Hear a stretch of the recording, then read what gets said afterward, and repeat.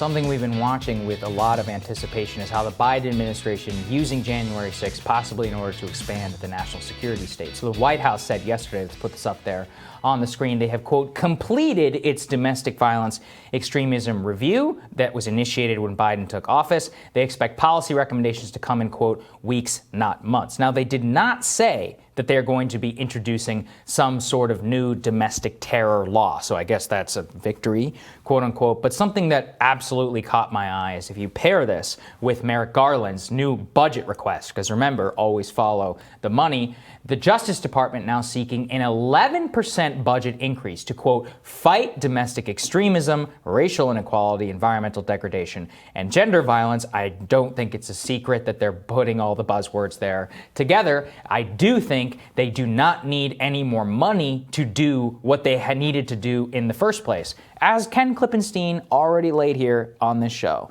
DHS knew that there was going to be an attack on the Capitol. Capitol Police also knew there was going to be an attack on the Capitol. There just happened to be completely incompetent. So more money. You know how much we spend $85 billion that we know of on our intelligence services. And these people failed January 6th. Yeah. As Josh Rogan, my friend, has been talking about, they had no intelligence whatsoever about what was going on in the Wuhan Institute of Virology. Not one report. They know nothing whenever it comes to what exactly has happened. So what do we pay these people exactly to do? And now they want more money? And I'm almost certain that if they're not going to say that we need a new law, they're going to say, well, we need new money in order to fund these like fancy new buildings out in Northern Virginia, which will be some like counterterrorism domestic center or whatever. It'll cost like $900 billion.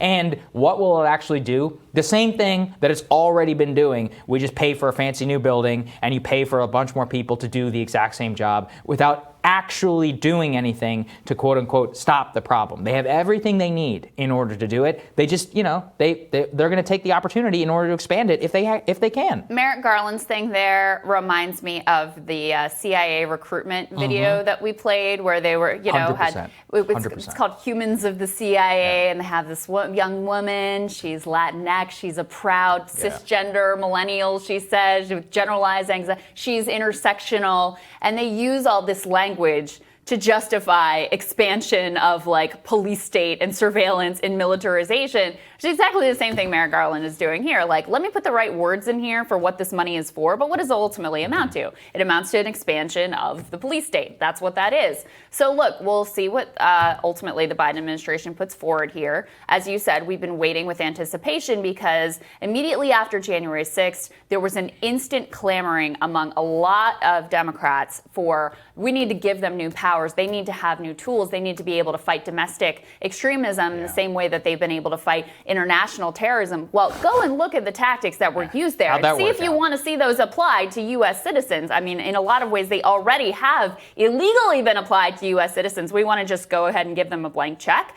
You also pair this with what we talked about yesterday, which is the Biden administration is trying to find a loophole by using private tech companies to basically infiltrate extremist chats. So faking identities to get into, let's say, encrypted messaging, chat rooms, and those sorts of things, which is illegal for the U.S. government to do, but they want to use this loophole of, well, we'll just get these private companies to do it, and then we'll learn from what they say. This is an idea that they're floating. So it just shows you that whoever is in the White House, they just continue to use whatever justification they can to expand and expand and expand these powers that are weaponized against people here and around the world. And if you want to know how dystopian it is, what people are pushing, this is Adam Schiff and Elisa Slotkin of Michigan. What they want to do is create a new law or regulatory authority in order to allow the government to designate a domestic organization, a terror organization, so that then you, any citizen, can be slapped with a material support for terrorism charge.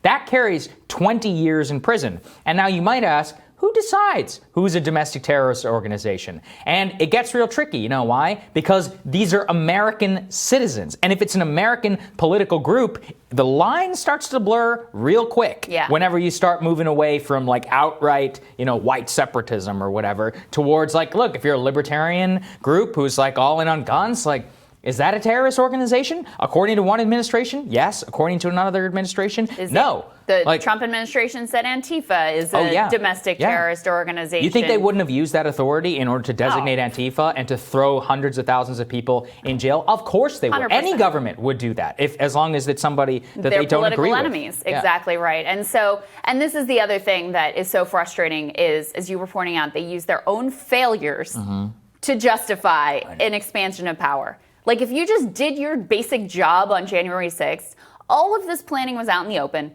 right? And reporting has revealed that they knew that this chatter was going on. They knew the Capitol was a target, and yet you're wildly unprepared. And you use those failures to say, oh, we need more money. We need more tools. We need more laws. We need more power. Don't buy it for 1 second. Don't fall for it. More Rising for you after this.